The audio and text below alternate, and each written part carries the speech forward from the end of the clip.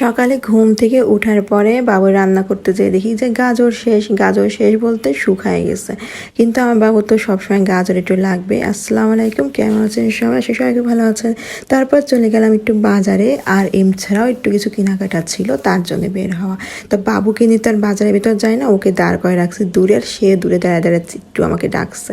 তো সামনের থেকে একটু তাড়াতাড়ি করে নিয়ে চলে আসলাম বাসাতে। আজকে তেমন কোনো কিছু রান্না করার ইচ্ছাই ছিল না, কারণ অনেক বাসি জমে গেছে, অনেক ইফতারিও রয়ে গেছে, কারণ গতকাল তো অনেক কিছু করছিলাম, সব কিছু মোটামুটি থেকে গেছে। পরে ভাবলাম যে ড্রাইভারকেও তো ইফতারি দিতে হবে, রান্না দিতে হবে, তো কিছু একটু করা যাক। তারপর একটু এই যে ছোলা বুনতে দিয়ে দিলাম, আর এইদিকে আমার ছেলে আমাকে ডাক দিয়ে কেন জানি আদর করতেছে, বুঝলাম না। সে জড়ায় ধরে আমাকে খুব আদর দিল আজকে। তারপর বসে বসে খেলছে, সে খেলার তো আর শেষ নাই। সে এখন বড় হচ্ছে আর সব কিছু বোঝা শিখছে। যতই ভাবি কিছু করব না, ওই একটু রান্নাঘরে ঢুকলে তখন মনে হয় না এটা করি ওটা করি। তা ঢ্যাঁড়সটা নিয়ে এসেছিল স্বপ্ন থেকে, কিন্তু ঢ্যাঁড়সটা একদমই শুকনো, বুঝলাম না এমন ঢ্যাঁড়সটা কেন হলো, একদমই একটু শুকাই গেছে। আসলে স্বপ্নের জিনিস তো সবসময় ভালো হয় না।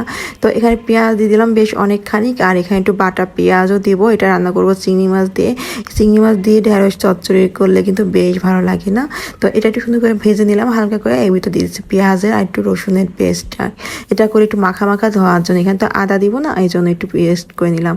আর একটু ঝাল হলুদের পরিমাণটা একটু ঠিকঠাক করে দিয়ে দিলাম। এবার দিয়ে দেবো এখানে চিংড়ি মাছ দিয়ে ঢেঁড়স রান্না কিন্তু ভীষণ মজা। আসলে চিংড়ি মাছ দিয়ে রান্না করলে সব কিছুই খুব মজা হয়ে থাকে।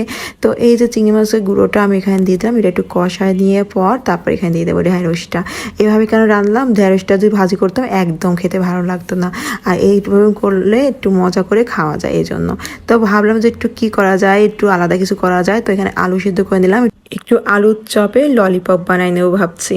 তো আমি এটা করে নিলাম, আর এর ভিতরে দেওয়ার জন্য একটু পেঁয়াজ আর একটু শুকনো মরিচটা দিয়ে এখানে খুব সুন্দর একটু হাতে একদম গুঁড়ো করে নিলাম, যাতে করে হাতছাড়া একদম মুখে বাদে দানাগুলো খেতে ভালো লাগে।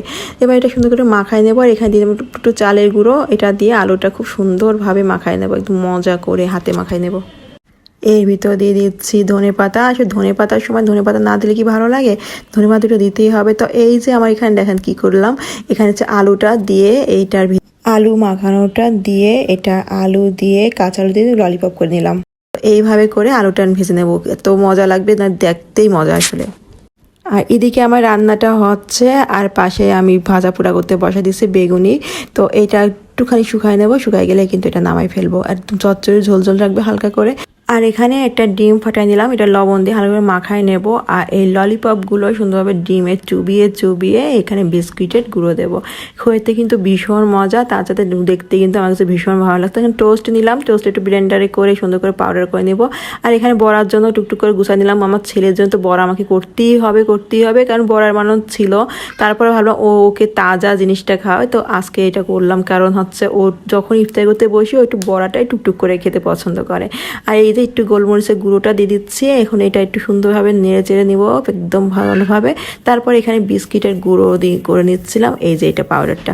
এখন এই ললিপপটা এখানে সুন্দরভাবে ডুবিয়ে এক একটা করে ডিমের সাথে বিস্কিটের গুঁড়োর সাথে মাখিয়ে দিয়ে দেবো গরম তেলে।